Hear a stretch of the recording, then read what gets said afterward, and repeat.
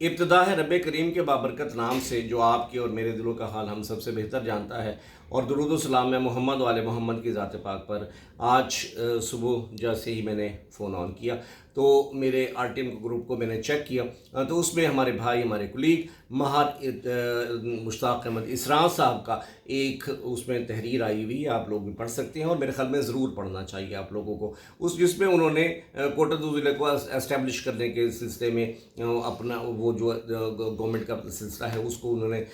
وہاں پہ تحریر کیا، جس میں یہ لکھا گیا ہے کہ اس کے اسٹیبلشمنٹ کے لیے وہاں کے جو ڈپٹی کمشنر صاحب ہیں انہوں نے ایم بی آر کو، senior member board of revenue کو اپنی تجاویز بھیجی ہیں، اور جو بہرحال نوٹ کرنے کی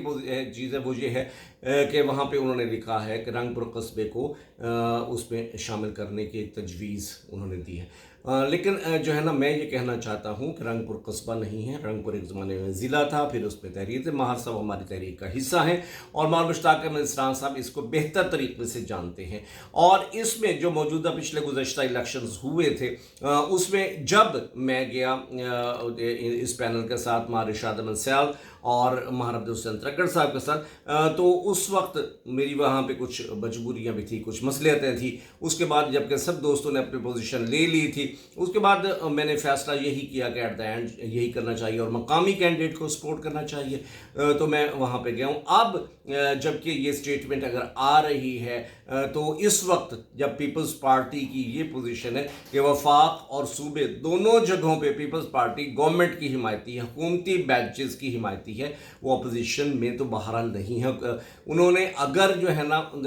وزارتیں نہیں لی لیکن وہ حکومتی بینچوں کا حصہ ہے، تو اب یہ جو ہے نا برڈن سارا ماہر عبدالحسین ترگڑ صاحب اور ماہر ارشاد احمد سیال صاحب، یہ ان کے لیے میری گزارش ہے کہ اس کو کائنڈلی سیریس لیں اور اس کے اوپر ایکشن لیں، اور یہ آواز وہاں تک آواز نہیں پہنچائیں بلکہ اس کو ہونے سے روکے۔ عوام کا اس میں بہت نقصان ہوگا۔ ہم نے بڑی محنت سے، بڑی کوشش سے یہ کچھ کیا تھا جب ان لوگوں کی حکومت نہیں تھی، تب اس وقت جب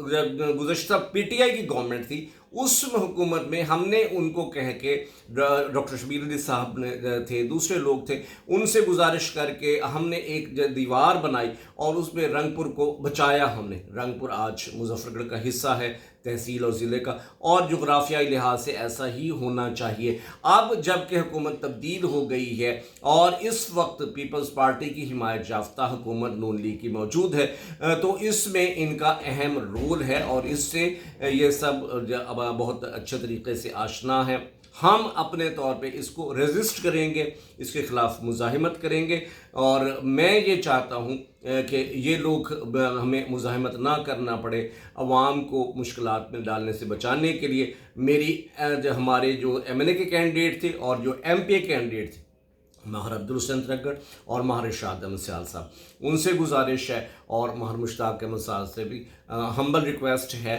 کہ آپ تو اس میں مجھے ادھر لے جانے میں آپ کا ایک اہم رول تھا، تو بہرحال اس چیز کو اپنے ذہن میں رکھیں اور کائنڈلی یہ معاملہ نہیں چلے گا، چاہے کچھ بھی ہو، اس میں سب کے لیے مشکلات بھی ہیں، اور ادھر جاننا بھی ہم اتنا ترنے والا بھی نہیں ہے کہ وہاں ہم اس طریقے سے خاموشی سے چلے جائیں گے۔ اس کو اپنے ذہن میں رکھنا چاہیے۔ بہت شکریہ سب کا۔